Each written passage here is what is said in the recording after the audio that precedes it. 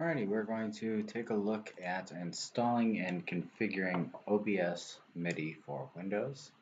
So first we're going to go to github.com/cpyarger/obs-MIDI, and we're going to go over here to releases. We're then going to go down to windowsinstaller.exe, click on that, and download the installer. You're then going to click on the installer. Click More Info, Run Anyways. It's going to pop up security asking if you want this app to make changes. Click Yes. The installer will pop up next. And it's just Next, Install, and Finish. Then if you load up OBS, notice this is 3588FF7. Go in here, OBS MIDI settings, 3588FF7. You can click on your device, click Enabled, click Configure. You can then click Listen 1 to listen to one event,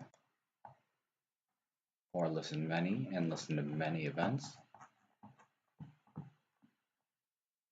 And then you can take and say take this one right here, and we will set volume media source and add mapping. You'll see new mapping show up in white.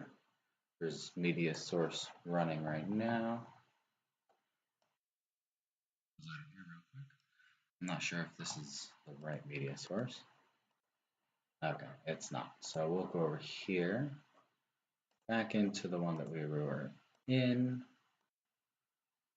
Let's look at this one. Media source, up and down. There we go. So we can see that mapping now works.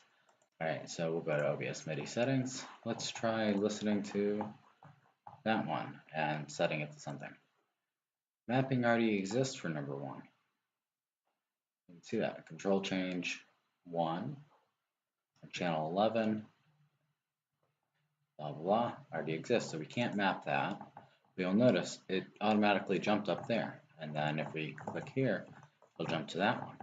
That one, move the transition bar, only happens in studio mode, but see we jump there, jump there. So if you press the button that's already mapped, it'll be thrown in there. You can click on mapping and hit delete mapping, and it will take that action out.